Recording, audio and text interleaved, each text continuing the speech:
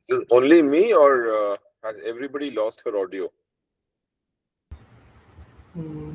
We also Metro. Can you hear her, or is it only me? No. Archie, please restart. Archie, are you there?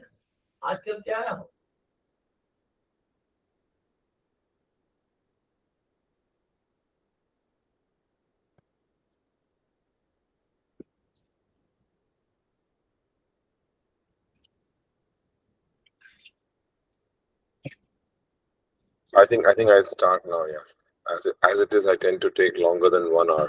Yes, yes, you may start, please. Hi everyone. So quickly, we're going to go through this quickly.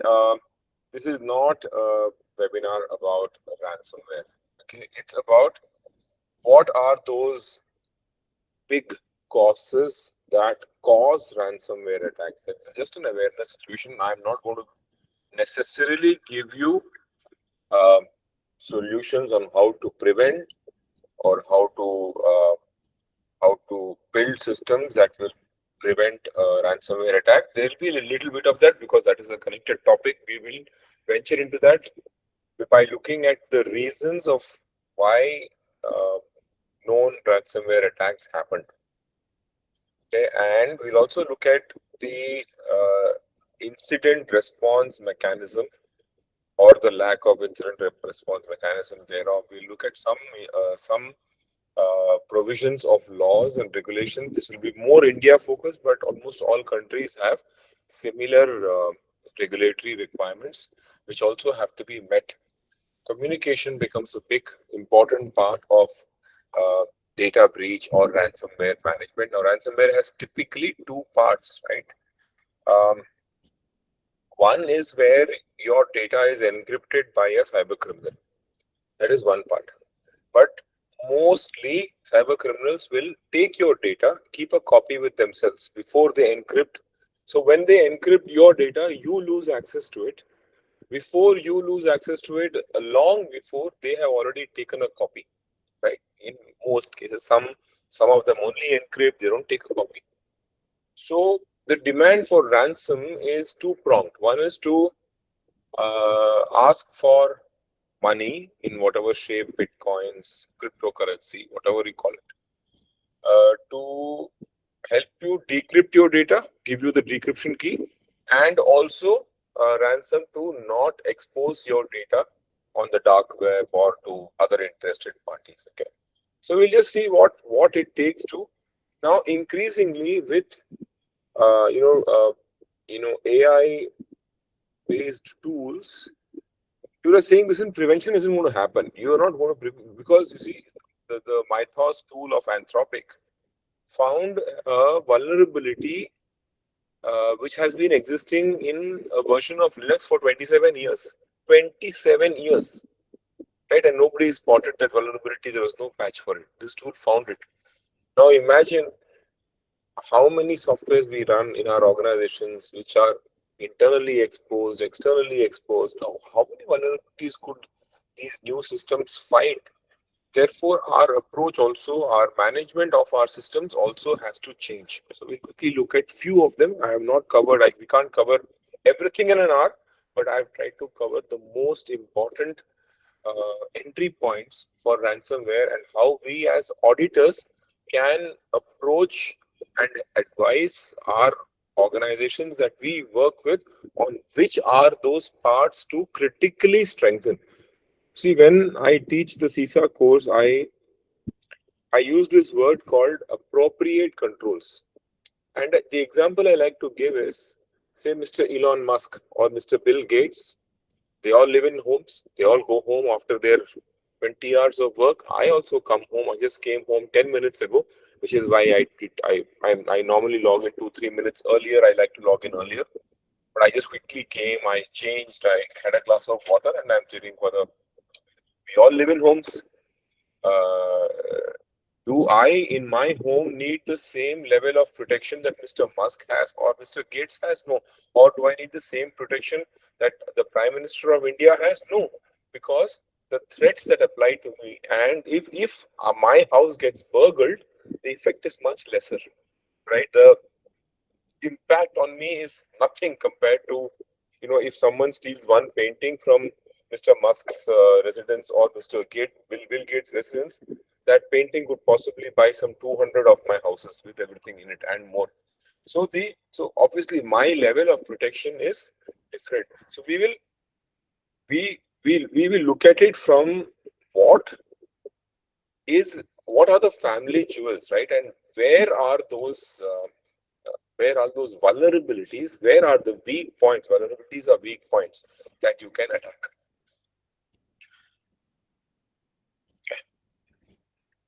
Now, these attacks have been really improving. Not all are ransomware attacks. Some are pure data breaches. The Sun Pharma ransomware, they extracted proprietary data and personal information. Exfiltration is taking the data out of wherever you are taking it out. Air India breach 4.5 million passenger records, passports, credit cards, and personal data was compromised.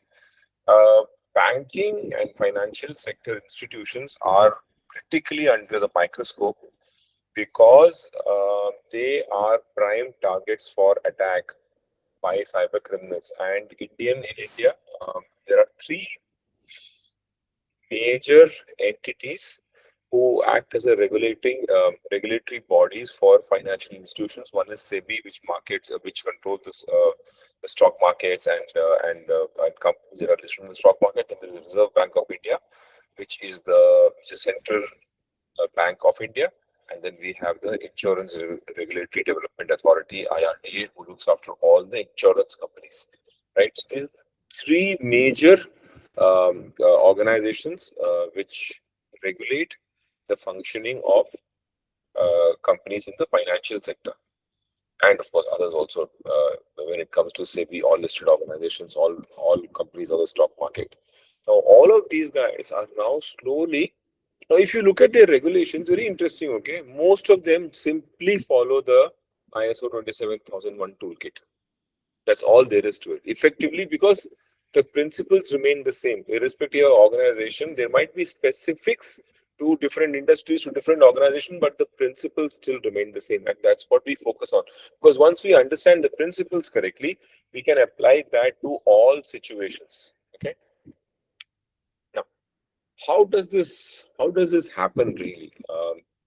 First, let's say I live in a home and somebody wants to break in. He thinks I have something valuable. I don't have anything except old and torn clothes which have of zero value at home, but he doesn't know it, right? He's looking out from outside, right? That is what he's looking for, vulnerabilities. Oh, these guys are going and they're leaving their keys under the flower pot or on the door frame, right? Oh, this software isn't patched. This doesn't have this patch, which means there is this vulnerability, and this vulnerability can be exploited in such a way.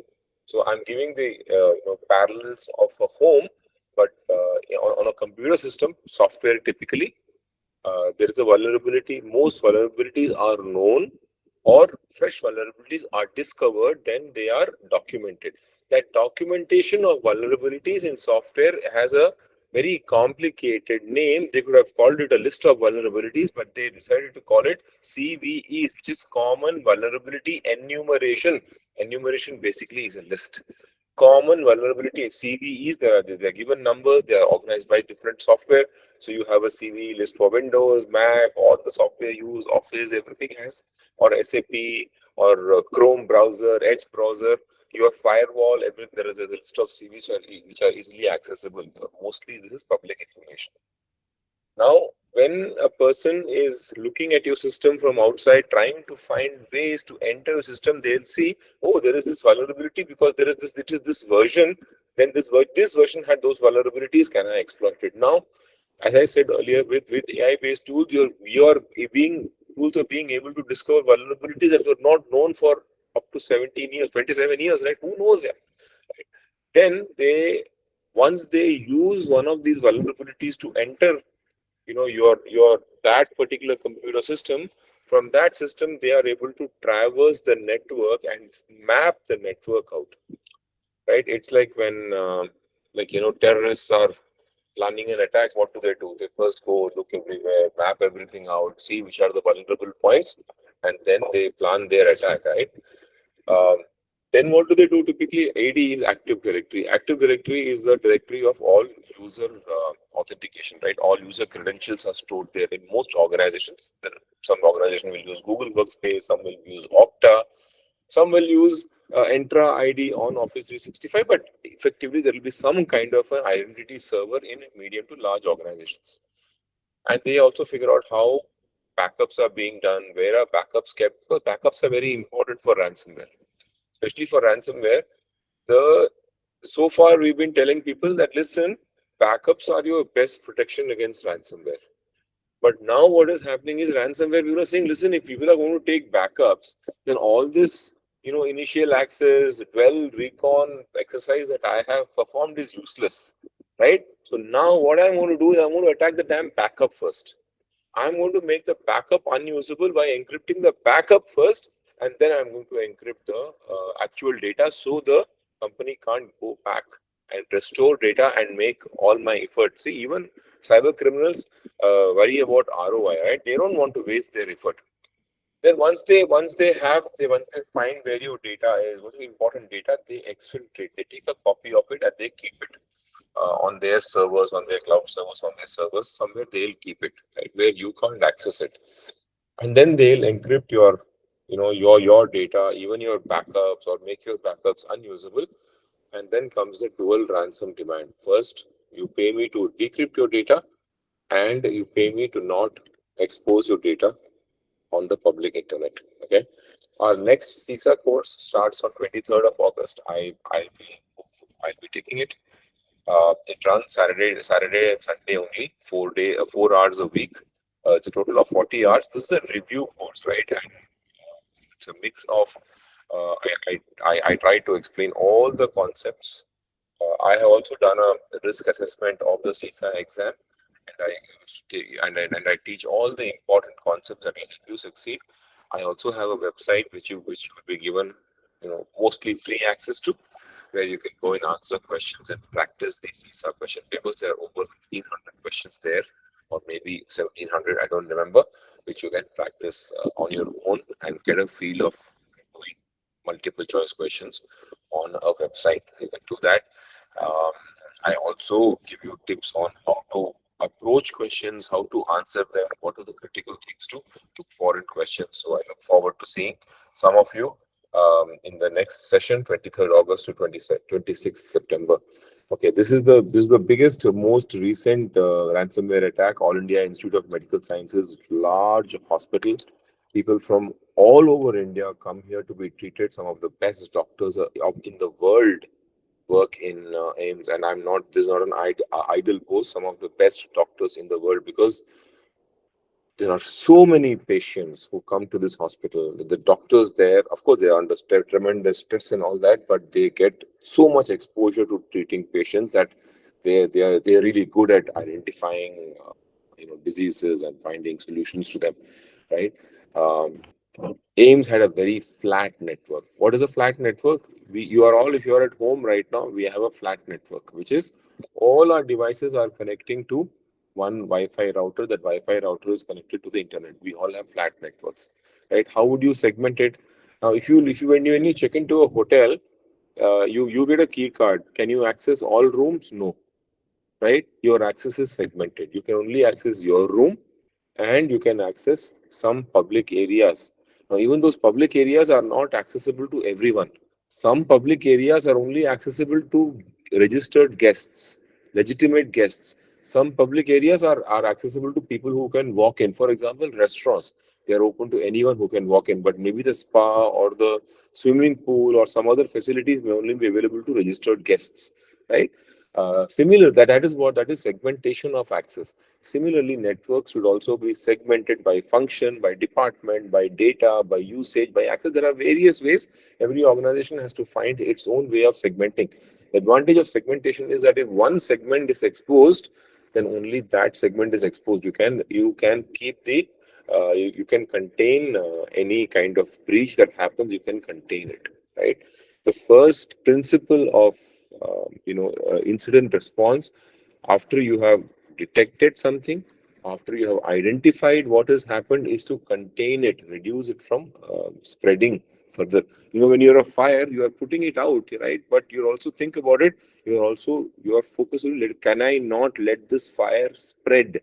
That is what network segmentation does. It gives you better control over spreading of these. So when a ransomware software is dwelling in your network and performing reconnaissance, which is short form for recon, they will not be able to go past the small segment that they have breached. Right now, they'll have to find ways. It will be tougher for them to try and breach the rest of the defenses, rest of the segment, and go into the network. Right, but here, because it is a flat network, once someone comes into my home, right, today I possibly have, because I have my 2 kids and my family, my niece, people. I have maybe a couple of guests, maybe 25. I have my TVs. I have 5 devices connected to network. I probably have 22 devices connected to my Wi-Fi router right now, including my televisions. If anyone gains entry to my Wi-Fi router, all my devices can be compromised. And this is what happened in AIMS. They had a very flat network. They had no segmentation. Okay. So attackers could easily move once they breached one system. Once they entered the network, they could easily move. There were no firewall policy. We'll find this is what I think the finding of certain, which is the nodal Indian authority for cyber criminal activities across India. Most switches were unmanaged. What are unmanaged? Unmanaged switches, because you can't set any policies or rules in switches, right? So unmanaged switches, you plug it in, it works. It's like the Wi-Fi router at home, because that basic, right? And 1.3 TB of data was encrypted across servers. Ransom demanded was 200 crore currency. I can't tell you how much that is in US dollars. Somebody will have to calculate. Right? Decryption message was left on the files. Now, the whole e-hospital suite went offline because the data was encrypted. You can't read it. 15,000 plus daily outpatients only. This is not counting the inpatients who are admitted. They had to revert to paper-based processes, right? And lab results were hand-carried between departments. No electronic patient histories for 2 weeks. The government refused to pay ransom. Now, there are enough, conspiracy theorists are there who claim that the ransom was paid, but I haven't believed that for a minute. The Indian government wouldn't have paid ransom. Absolutely not. Right? Multiple governmental agencies, went into into action. Certain NIA, National Investigative Agency, Central Bureau of Investigation, DRDO is a defense organization, research and development, the Delhi police, because this is in Delhi, their cyber cell systems were restored after 2 weeks. 40 million patient records were estimated to be at risk. Huge. Okay. Now, what happened here? What was found? No firewall policies were defined. Firewall is plugged, basic policies. Nobody has any control over it.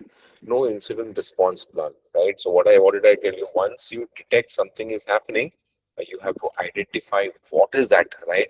You see, what does it mean in normal terms? I smell something. Something is burning. Right, you are detecting something. Then this is the fire. You have identified it. Let me contain this fire. Then I put it out. So contain. So detection, identification, containment, eradication. Then you see, post-incident review. Why did this happen? There's a short circuit. There were no firewall policies. My passwords were not strong enough. I hadn't changed my password. The administrator password was admin. Admin was the username password. Admin password was the username password combination.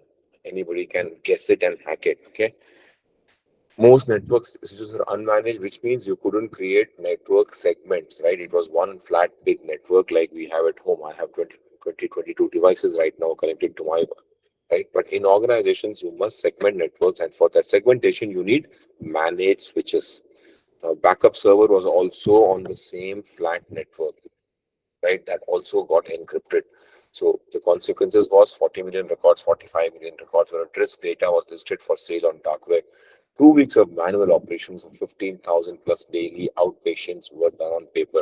5 agencies were involved. Ransom was refused. Okay.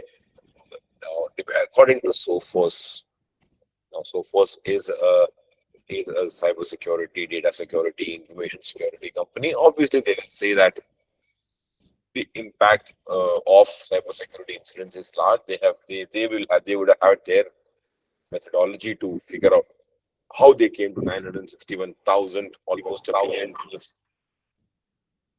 million is a median ransom demand. They must have gone through some news reports.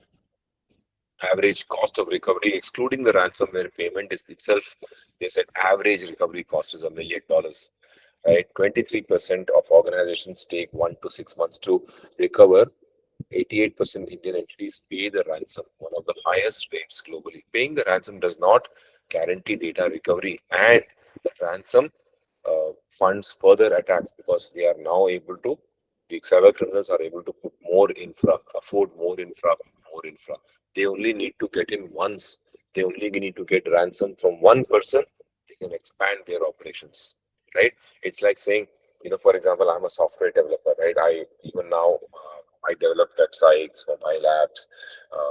I integrate ERPs for companies where companies have disconnected systems.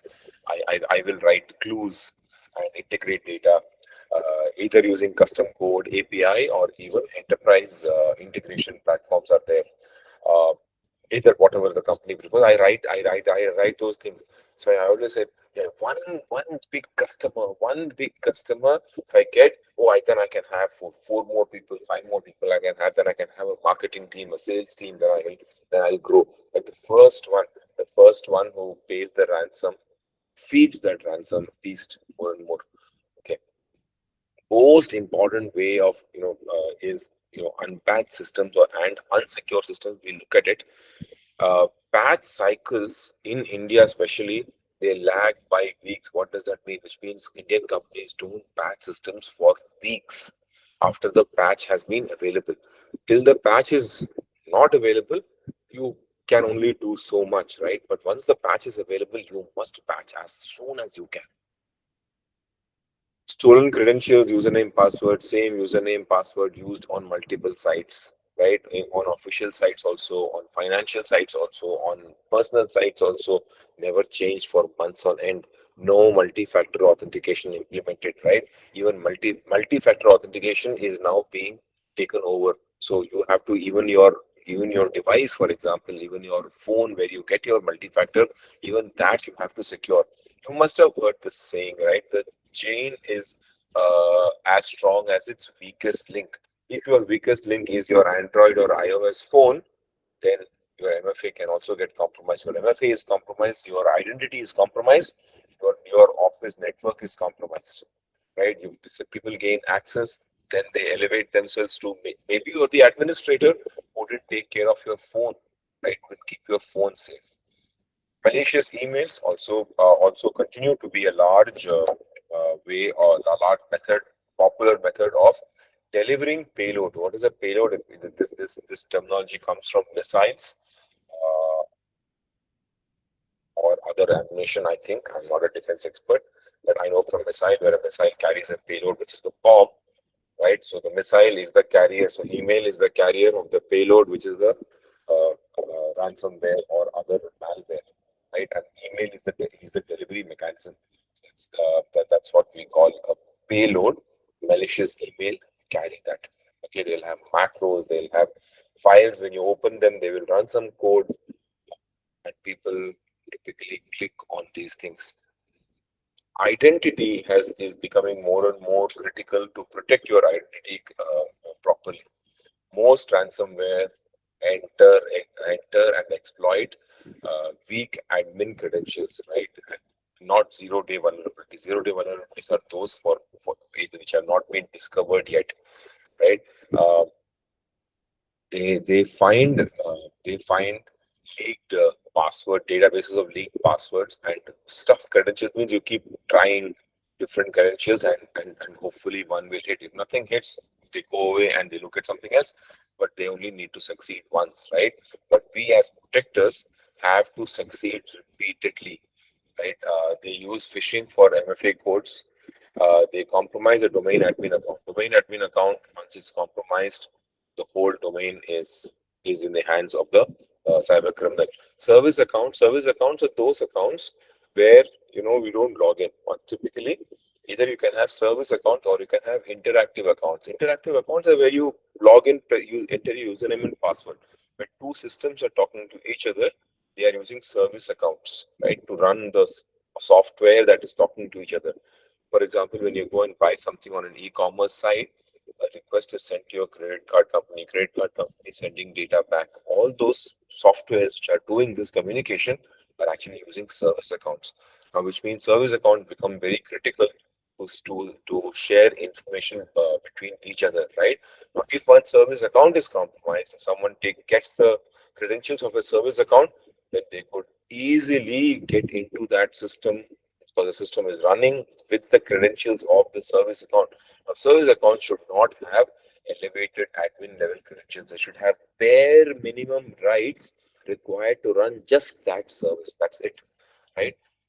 And typically, no one changes the passwords of the service account. I recommend that service accounts themselves should be changed every 60 days and their passwords should be changed every 30 days. It is worth it. Okay. RDP in Asia, this is remote desktop protocol, right? Where you can take the remote of a desktop. This is used extensively because countries in India provide, or in Asia, Vietnam, Philippines, India, of course, big one, the big daddy. They provide offshoring services to other companies across the world. And how do they access systems? Through RDP. And all those systems are exposed on the internet, right? Without any kind of secure tunneling. Yeah, and this is very sad. So wherever I find this, I recommend that, listen, I need a proper firewall or a tunnel. What's a tunnel? A tunnel is a secure gateway where all communication is encrypted so that nobody else can see what is happening. Okay? You must have multi-factor authentication. You must use privileged access management. Now, what is privileged access management? This is a class of software. One second, guys. Just 1 second. Sorry. One second.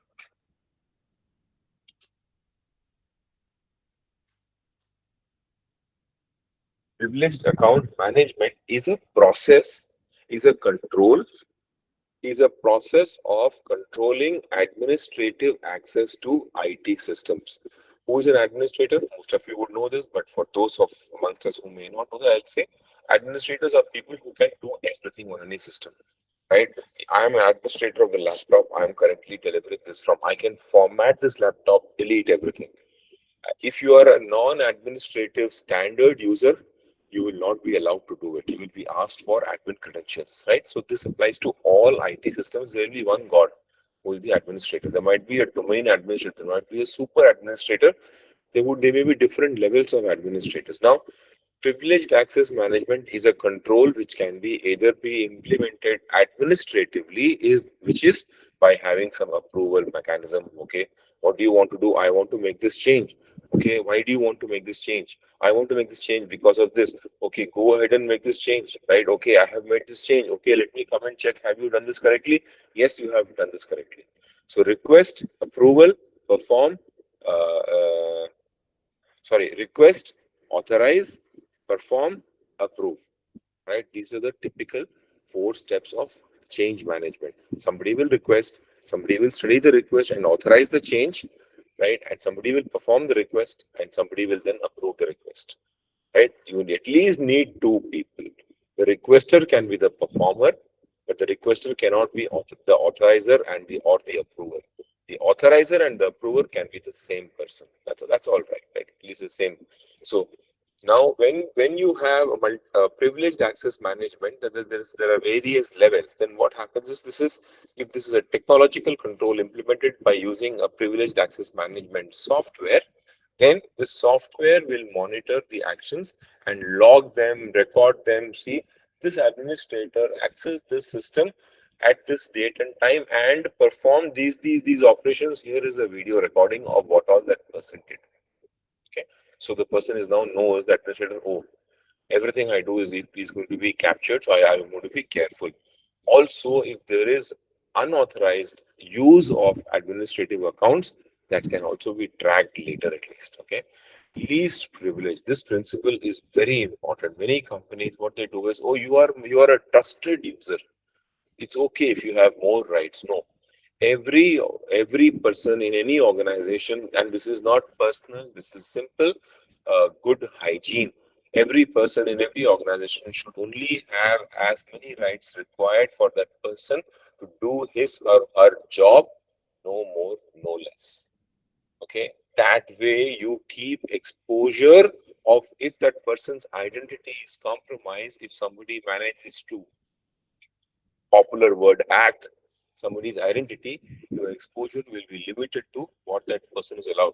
We've already spoken about if that person whose identity is compromised is an administrator, then you have a big problem in your hand. So how are administrator accounts controlled, monitored is part of ransomware or malware readiness. And that is something that we as auditors should look at.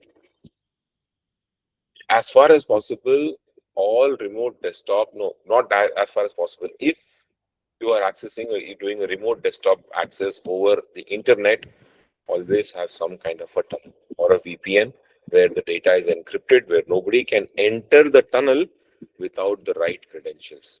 Absolutely critical. Do not expose RDP, remote desktop protocol, on the internet. Okay. Now, look out for.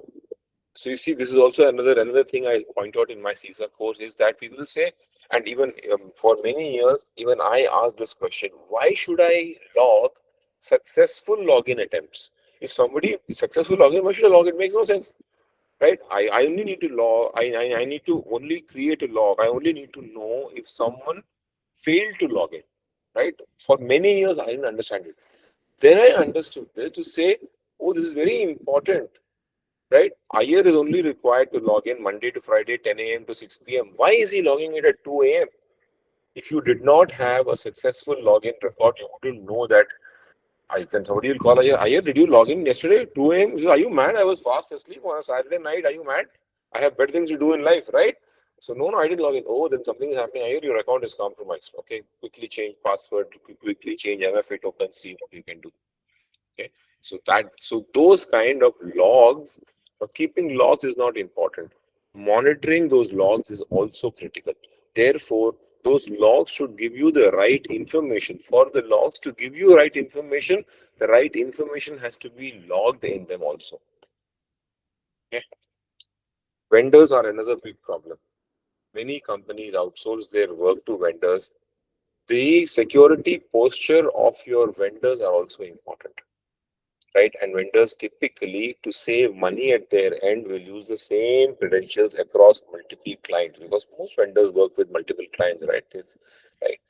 All you need is one compromised service provider, right? And that's compromised service provider could actually compromise multiple clients that they service. If the service providers systems are compromised, that ransomware, depending on how your network is connected, could spread to your network also. Okay. Vendor access is normally never reviewed.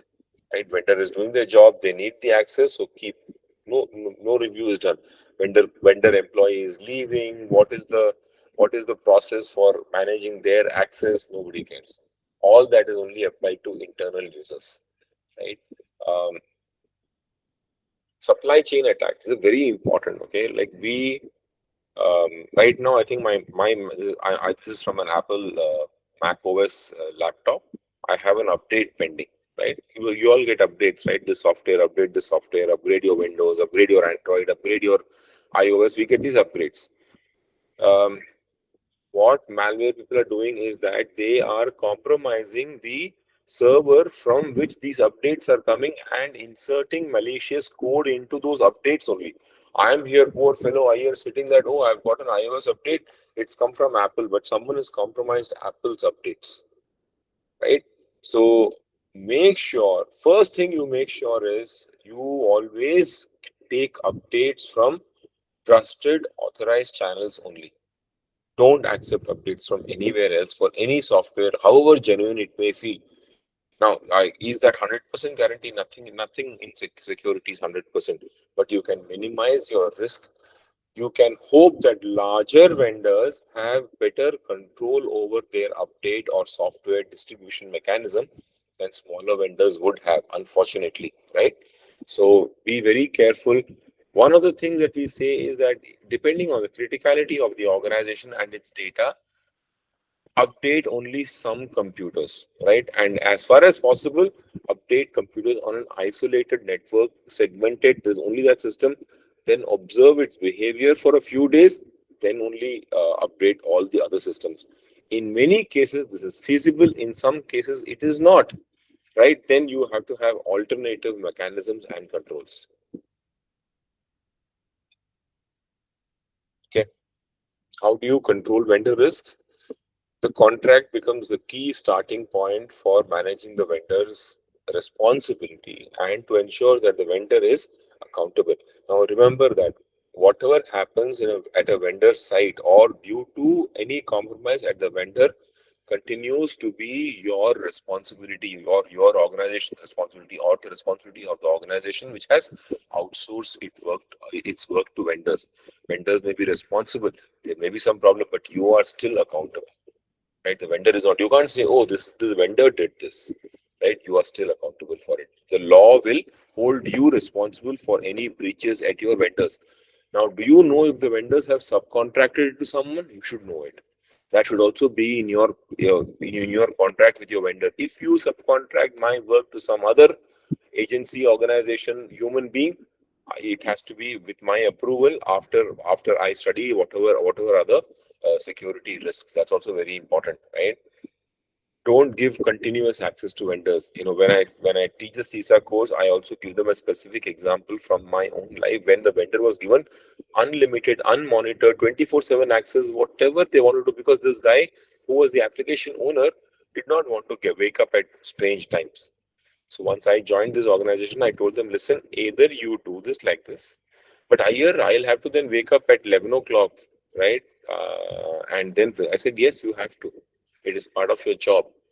This change happens maybe 4 times or 5 times a year. You can certainly stay up for it. If you can't, then I'll find someone else. वो तो निकल गया है ये सब तो लेके Can everybody please go on mute? Yeah, thank you. Okay. Always have a security assessment. Now, typically, so far we've been saying that, point in time security assessments, annual, semi-annual, biannual, or 6 monthly, quarterly, monthly. Now, all of us have to move as fast as we can to continuous vulnerability monitoring, right? And continuous monitoring of not only our own systems, but also of vendor systems. Very important. And also push vendors for continuous monitoring. Now, what I am doing is I am working, for example, we audit vendors of large insurance organizations. Now, they are very small companies, right? The vendors are very small companies. They can't afford to have CISOs. They can't afford to have monitoring. So we are actually helping them setting up very cheap monitoring system. At least you will know what events are happening in your network, in your organization, right? And we help them implement simple, effective firewall controls, basic network segmentation. So at least there, what then it the benefit the vendors get is that they are able to project themselves to other companies as having good data security practices also, right? Offboarding, when people leave the vendor, their accounts must be as soon as possible disabled, preferably immediately. This is the concept I teach in all my CISA courses, right? After all the technical controls you implement, there is nothing more effective than a educated, aware, and vigilant human being. Okay, not only educated and aware, but he also should be vigilant, right? Most of us, for example, is everybody from India? How many people from outside of India, guys? How many people from outside India? Lots of them. I don't know, but we have sometimes we have people who drive on the wrong side of the road. They know what they are doing is wrong, right? But they don't care. So they are educated, but they are not applying their education. So A human being in an organization who is continuously reminded and educated about good cybersecurity practices and is also vigilant, right? And that vigilance you have to test, right? You have to test by, okay, we're going to have a campaign where we're going to send everybody a phishing email. Let's see how many of them click on it. Oh, you have won $1 million. Oh, here, oh, can I be your girlfriend or boyfriend? Right? How many people click on it? Then you train them. Right? This was an attempt, right? This was a company-controlled phishing attempt, and you fell prey to it, right? The companies actually do these campaigns, controlled campaigns, right? How do you do this? Which I just spoke about: phishing simulations, role-based training, verify everything before you act, before you open an attachment, before you respond to a mail, before you share OTPs, verify who is it. Don't blindly open, double click, or click on any link, right? If you want, if email looks like it's from your bank or from your organization, those 5, 10, website addresses you can remember. There used to be a point when all of us used to remember 100 plus phone numbers. Now, if we can remember our spouse's numbers, we think we are great, right? We all depend on a directory. You can remember 5 or 10 of those critical website names, and you can go and type it instead of clicking on a link, right? If you go and type it, the chances of your being taken, to an unauthorized website which looks like your main website is much lesser. There are DNS attacks that can still have DNS poisoning that can still happen, but that's still much rarer than you're clicking on an email link, right? You should have some kind of a reporting button in your emails. Many advanced systems have this. CEOs and CFOs and of course board members are prime targets for business email compromise. They need training most and they receive it the least, because who's going to tell the CEO or a CFO or to behave themselves? Nobody, right? I did. Right? I made sure that the CEO and CFO in the organizations I worked would come in for cybersecurity training. And I used to do the training myself. Right? I went to HR. I said, okay, can we have some snacks? Can we have lunch? Can we have some drinks? Right? And get people in. People would come in for the drinks and the snacks, but at least they would listen to something and they would walk away with some knowledge at least, right? A single employee in a large organization clicking on a malicious link is enough to give attackers the foothold in most of the Indian incidents that we have covered in this presentation. Training is not a soft control, it's a hard one. Okay. Now, the regulatory clock is ticking, right? There are various levels of escalation that regulation requires. Within 2 hours, RBI and SEBI, which is the Central Bank of India and the regulator of the stock markets in India, require that the sectors that they control must initiate internal escalation and begin impact assessment within 2 hours. Right, within 6 hours. CERTIN, which is the Computer Emergency Response Team of India, requires a mandatory incident report. Right, it applies to all ransomware events without exception. Right, and then your DPD, which is the Digital Private Data Privacy Act, may trigger customer data breach notifications depending on the data categories that are expected to be affected.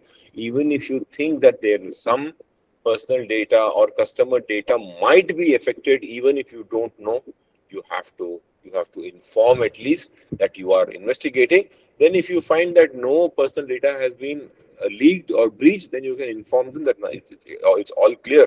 They may still come and do an audit, right? Regulatory findings for failure to report can be severe: fines, audits, and reputational damage.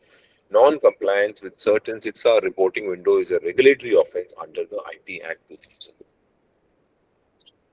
Notification timing is only the initial part of the battle once this thing hits, right? The content of your disclosure is where most organizations fail, right? And they can't make up their minds what to say, what is right. Mostly it has been seen that full disclosure, accepting the responsibility, right, being accountable to your customers and the regulators brings the best results, right? What do regulators expect? When did you discover it? Now remember, depending on who you ask, it may take to up to 250 days to discover that something has happened, which is why they are saying incident date and time of discovery, right? They could be different. They could be 250, 280 days apart from each other. What is the nature of the incident? Which systems were affected? Be specific. Don't be vague. Immediate containment actions. You see, first thing once you identify what has happened is to contain and not let it spread. Also see if you suspect, even if you suspect or don't suspect that personal or financial data was exfiltrated, mention that. To the best of our knowledge, we expect this has happened or we expect this has not happened. Current status and estimated restoration timeline or investigation timeline that we expect to know, have more details in the next 20 days, 1 month or whatever, should be reasonable, right? There is no specific date specified, but you can't say we'll tell you after 5 years. The regulator will come down really hard on you. Right now, then also have a point of contact for the regulator to follow up, because you don't want, last thing you want is to make the regulator run round in circles there they get really pissed. Okay, don't in your disclosure to regulators or even in your communication to your customers, many companies will have public statements, media statements, PR statements. Be specific, right? Don't say we had a security incident. Don't declare that systems are secure before a proper forensic investigation has and validation has happened, right? Do not notify regulators before notifying your own board. That sequence matters legally, because the board who is responsible for data security in any organization, it is the board. It is data security, data breaches, or ransomware attacks are not technical problems. They are senior management problems. They are governance issues, right? Do not have inconsistent statements, because you may have to report to multiple regulators depending on the industry you work in. Or always have a single point of issuing notifications, who vets the notification, who ensures the details are complete, correct, accurate, and up to date as of now. The regulator doesn't expect you to be perfect. No regulator expects that. The regulator expects honesty and as much detail as you have at the moment. And they are very happy if you update it also. They also understand that in these kind of incidents, you may only discover more facts as you go along in your investigation. Okay. Do not delay notification to assess the full scope first. The clock starts at discovery, not at assessment. Okay. The first 6 hours, typically after you identify any kind of an incident, are the most important parts, right? At that point in time, you have to activate your command center, right? The CISO gets into action, the legal gets into action. Then within the 2 hours, determine what systems were affected. If you can get an idea of what data might have been exfiltrated. Isolate those systems, quarantine those virtual LANs, and disable critical AD accounts, right? Or reset their passwords, change their MFA. What do you have to do? Within 6 hours, report to certain, submit your mandatory incident notification, and then start your investigation. Right? Of course, you already done some level of containment by quarantining and disabling. Activate your incident command before an attack. You should have a command in place before an attack happens. Do not assemble the team under fire for the first time. Have an attack, simulate an attack, see what will happen. Sit around a table, call for some snacks, and say, okay, this we find that this happens in the log. Who will do what? Okay, number one, I will do this. Number two, I will do this. Go around the table, study it, practice, practice, practice. That's good enough. Okay, when something like this happens, then people will know what to do. Right? It's like the airline industry, right? Every time you get on the aircraft, you know how to tie the seat belt, but they still tell you, because that recent information is very important. Because if something happens in a panic, you will not remember something from one day ago. Also, you may have been on a flight a day before. That is why they keep repeating it, how to find the exit doors. They keep repeating it. What is that? That is an incident response team at work, and you are being co-opted into that team as an airline passenger. The same thing I'm saying here. Okay.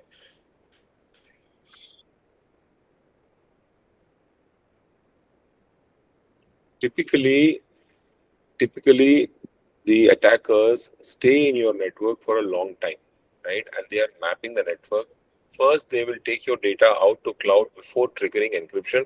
Then they compromise backups and Active Directory or any whichever is your directory where you store your user accounts.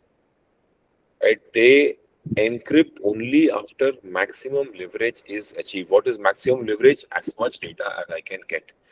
Right? A few of these are, I have tried to give some examples of what kind of events you can look for.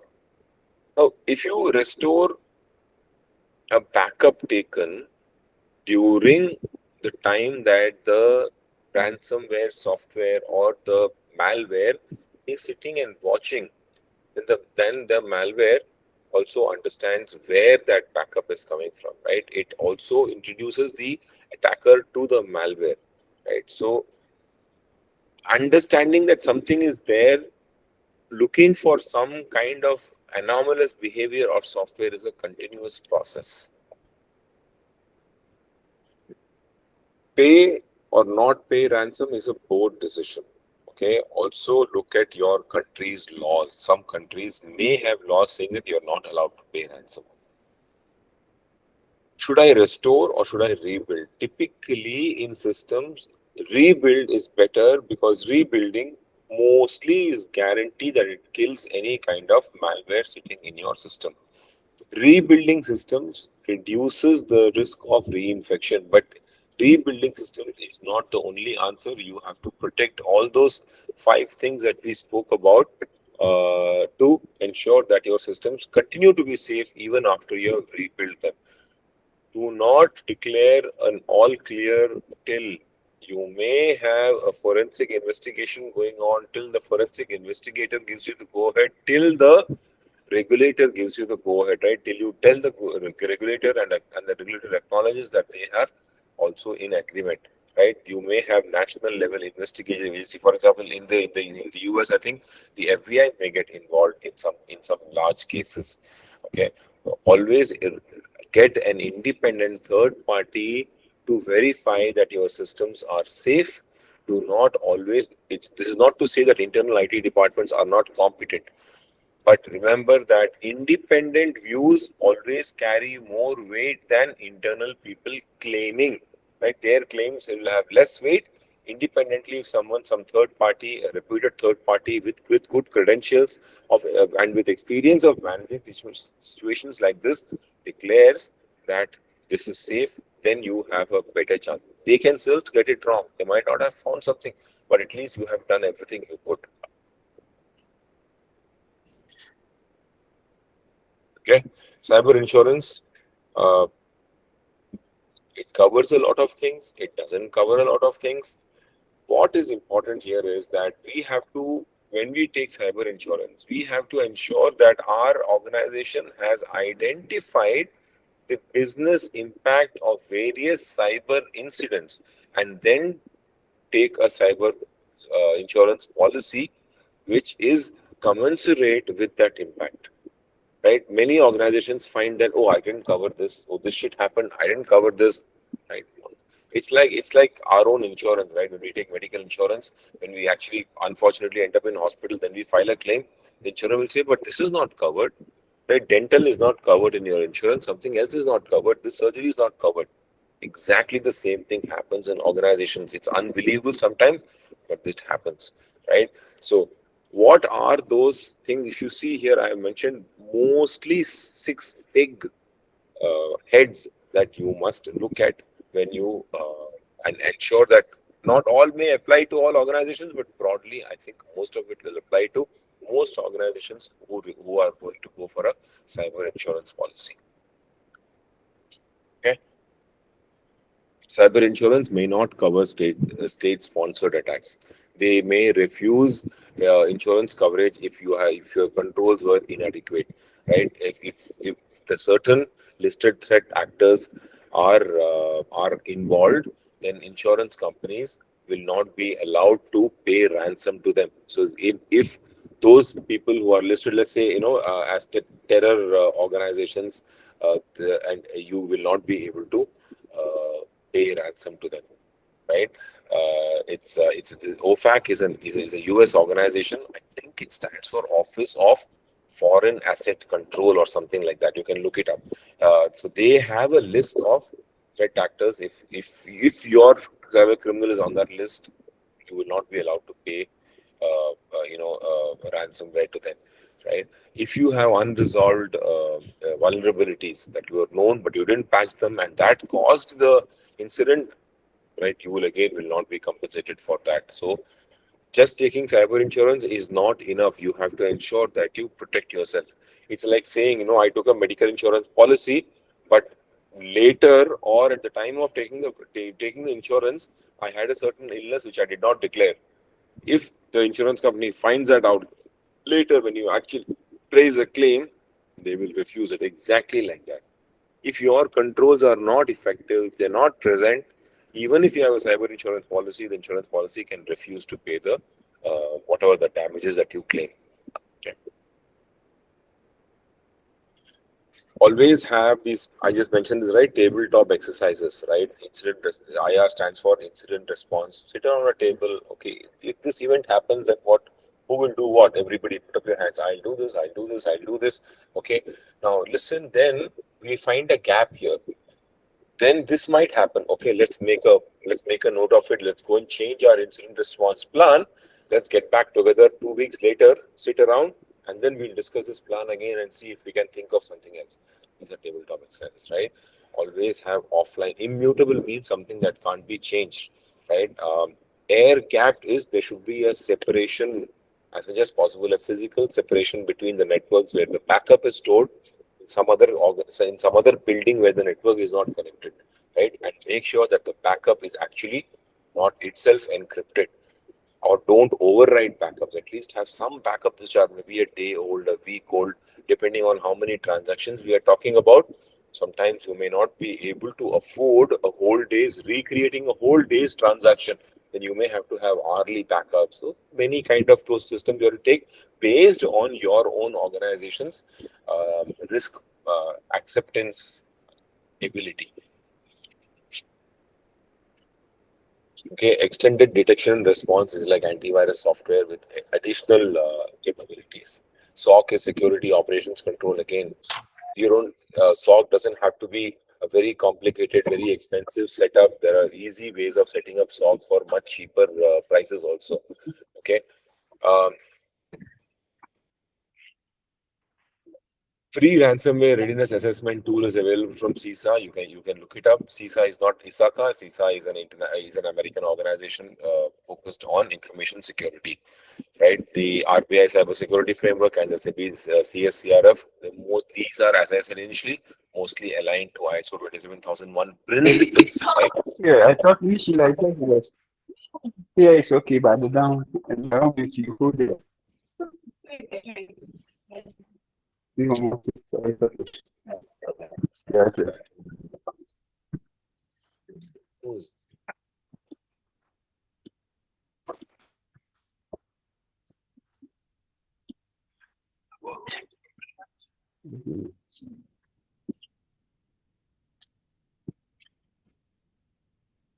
Okay, we're almost done, guys. As I said, cyber security, information security, data security is the job of every port now. Smaller organizations might be only a CEO or the owner or the partner. It is their responsibility. Just because it may not be a large enough organization that there is a board of directors, you may still have the owner or the boss man, right? It is that person's accountability. Okay? They must ask these questions. When did we test our, it's the important word I've written is, when did we last test our backups? Did the data, when we restored it, did it work? Was it usable? Right? Which vendors have admin rights to our systems? How long to restore critical systems from scratch? From scratch. Have we run a tabletop exercise in the last 12 months? You must do it at least once every quarter. We have a tested incident response plan or just a document. Tested plan is important. Tested document makes no sense. Have we read our cyber insurance exclusions, and are we tracking what might cause our cyber insurance claim to be rejected? Are we taking all those precautions? Right? During and after an attack, who can take systems offline at 2 a.m.? Do you have those people? If the attack happens at 2 a.m. and you have to contain the spread, you have to take systems online, who will take the decision? Right? Who has the expertise to do it and who has the authority to approve it? Who owns a regulatory notification obligation? Right?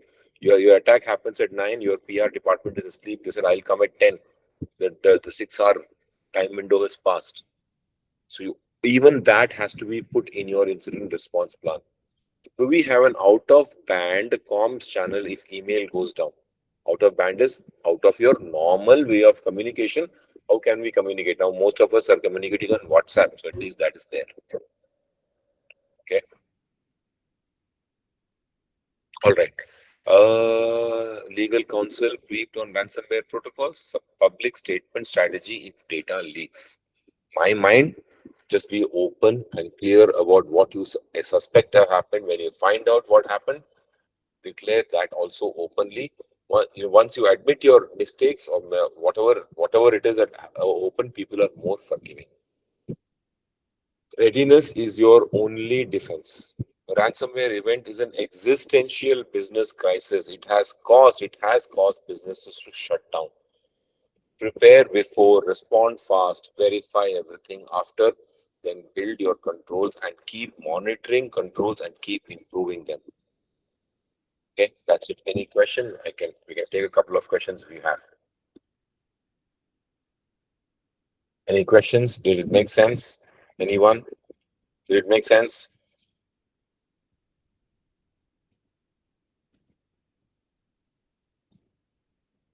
Right then. I hope to see some of you. Thank you. I hope to see some of you on starting on 23rd when our CISA review course starts. You have a good evening, have a good day, and I hope there was something here that you liked. Bye bye. Thank you. Thank you.